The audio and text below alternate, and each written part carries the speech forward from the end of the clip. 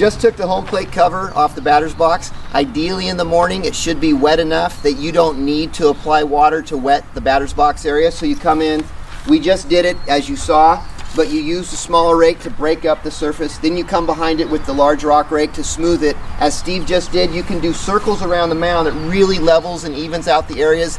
Then what we'll do is you want to bring in the batter's box template, which is the 2 sections of PVC pipe that are a frame that you see in the equipment room.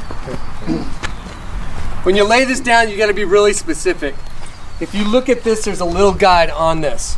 Right here, you'll see the shape of home plate and an arrow pointing toward the pitcher's mound. Then you also use the handle here as a template for laying it down along the plate. So I just laid this handle down so that the handle aligns perfectly with home plate.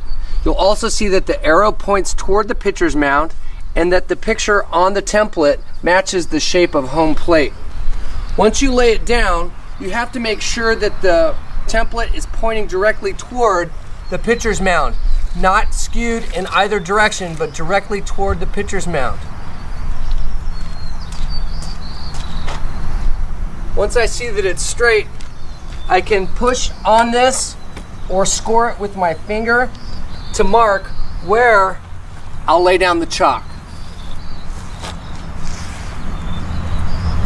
After you finish scoring the inside of the template with your finger, you want to flip the template over to the other side, not rotate it.